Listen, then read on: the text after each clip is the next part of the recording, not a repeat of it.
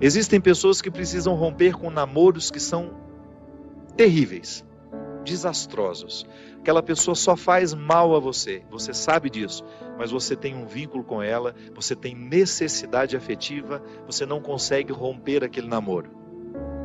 Então, você, de repente, você se encoraja, você fica com tudo claro diante de você, essa pessoa não me faz bem, eu não posso me casar com essa pessoa, porque se no tempo do namoro já está assim, imagina na época do meu casamento, depois no meu tempo de casado, vai virar um inferno pior ainda do que já é.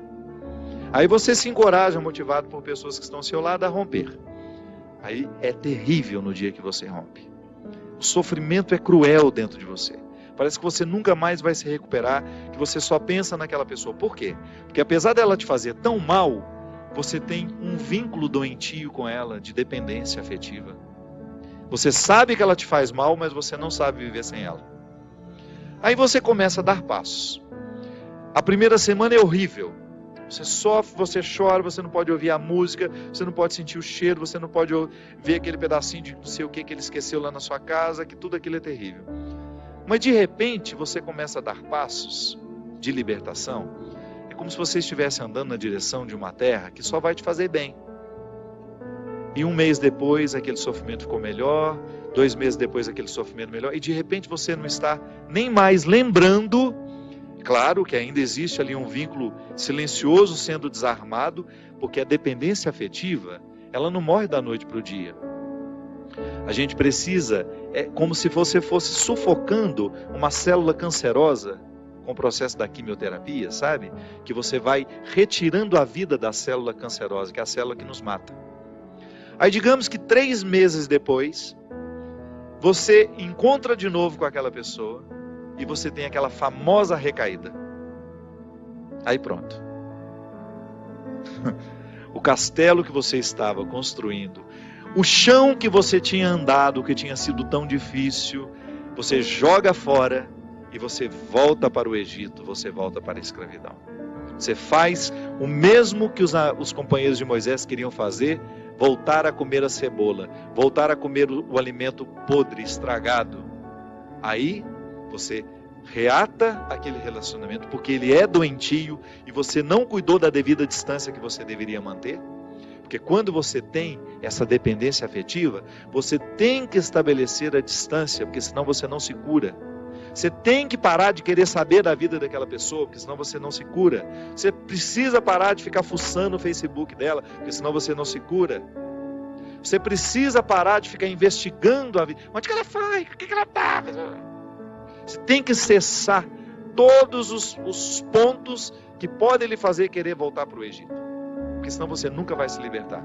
Aí 3 meses depois você está bela e formosa já, matando a célula cancerígena, você vai dar mais uns beijos na boca, volta àquela dependência horrorosa e o inferno retorna na sua vida. Na sua primeira semana é até bom que está tudo voltando. Daqui a pouco, minha filha, você está num inferno pior do que você estava 3 meses atrás. É assim. Quando a gente não sabe viver o desconforto que nos edifica, a gente se boicota o tempo todo. É como parar de beber, é como parar de fumar. Você fica sem fumar 1 ano e você comemora porque você parou de jogar aquela toxina cancerígena no seu organismo. E de repente você vai lá e acende um cigarro de bobeira e aquele vício volta como se fosse um monstro capaz de te comer inteiro. Pronto. Todo aquele sacrifício que você fez dos primeiros dias sem fumar vão para o saco. Por quê? Todo aquele sacrifício vai para o saco. Por quê? Porque você não foi capaz de viver o desconforto de renunciar. Minha gente, é impressionante como essa mão de Deus nos auxilia assim, nos fazendo conscientes do que nós precisamos romper na nossa vida. São situações que a gente precisa estabelecer limites para elas, porque senão a gente não vai ser curado nunca. A gente vai ficar eternamente doente na fila dos necessitados, chorando e mendigando um pãozinho de bondade do outro, um pãozinho de afeto do outro. Pelo amor de Deus, nós não fomos feitos para isso.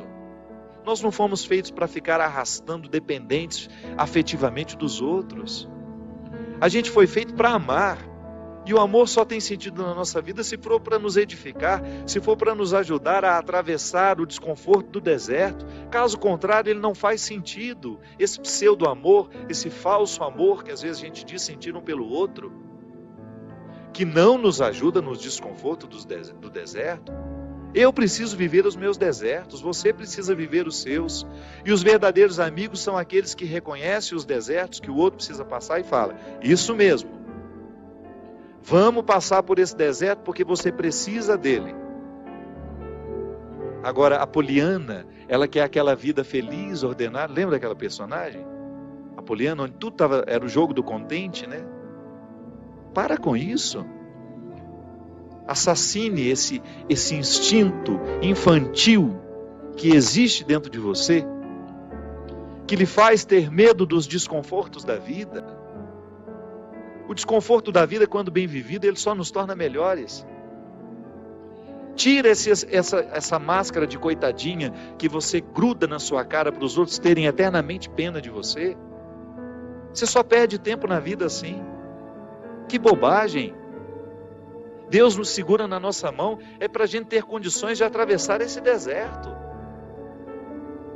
Não é para ficar recaindo eternamente e voltar a comer as cebolas do Egito, porque a gente teve dó de nós, porque a gente teve dó do outro, não. A caminhada é para frente que se vai. E chega um momento quando Moisés chega diante de Deus e fala: agora você resolve essa situação, porque eu não sei mais o que fazer. Já construíram um bezerro de ouro no meio do caminho, já arrumaram confusão, já estão adorando até outras situações, então nem lembrando que o Senhor existe. Eles só não voltam porque está longe demais, mas retornam de outra maneira, não retornam na geografia, sabe? Eles não voltam geograficamente porque estava longe já do Egito, eles morreriam no meio do caminho, mas não voltavam geograficamente, mas voltavam afetivamente, porque às vezes a gente já ultrapassou o território da nossa escravidão físico. Eu já saí da cadeia, mas a cadeia não saiu de mim. É assim que funciona. Eu já dei os passos na direção da minha liberdade, mas eu não fiz a conquista da minha liberdade. Eu não decretei a conquista da minha liberdade. Então eu fico afetivamente preso ao meu passado, lamentando as cebolas do Egito, lamentando o namoro que terminou, a situação que foi terminada, a amizade que foi traída. Então, quando Moisés está diante do Mar Vermelho e ele fica apavorado, porque agora eles não tinham mais para onde ir, ou atravessavam o mar, ou voltavam para o Egito, e o exército do faraó já estava chegando para capturá-los, o que ele faz? Ele tem uma reunião particular com o Senhor, né? Uma audiência particular de urgência.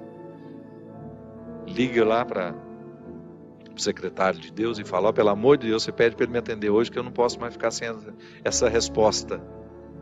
O exército do faraó está chegando. E aí ele acha que Deus iria dar uma resposta fácil para ele, né? Ia dar uma solução rápida. Não. O que Deus fala?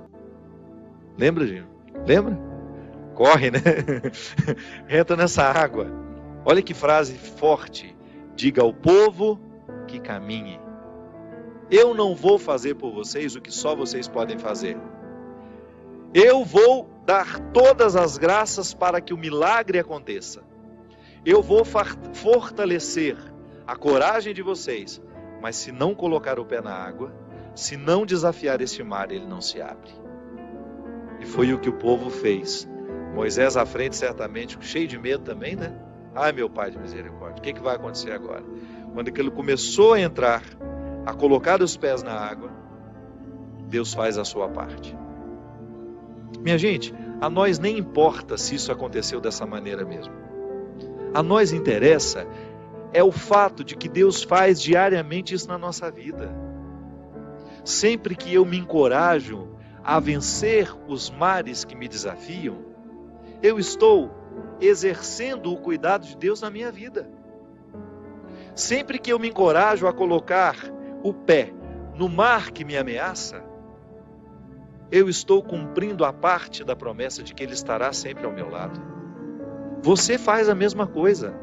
Sempre que você desafia os seus mares, sempre que você enfrenta os seus desconfortos, Quando você não tem medo do desconforto que lhe chega, quando você olha para ele de frente, você fala: e agora? O que é que nós vamos fazer a partir desse momento? O que você me traz de bom? O que você está me desafiando? Eu vou aqui recrutar as minhas melhores partes, porque só isso me interessa. Se o desconforto me chega, eu preciso atravessar esse deserto para poder alcançar essa parte da terra prometida que me espera. É assim que funciona. Não há uma fórmula mágica para a vida. Ainda que a gente não acreditasse em Deus, nós teríamos de viver os desconfortos que nos fazem crescer. Ainda quem não crê em Deus precisa enfrentar os desconfortos de sua história, de sua existência. Agora é claro que quando a gente acredita em Deus, quando nós acreditamos de que existe alguém superior a nós, nos capacitando para a gente fazer a travessia, um conforto a mais nos é oferecido. Por isso, baseados na experiência deste conforto que eu já fiz, que você já fez, em muitos momentos, quando essa mão de Deus cuidou de nós, e que a gente dá continuidade ao processo de caminhada, de enfrentamento. É enfrentamento, a palavra é essa. Se a gente não vive os enfrentamentos diários dos nossos desertos, dos nossos conflitos, dos nossos medos, a gente nunca vai chegar ao conhecimento da terra que Ele nos preparou.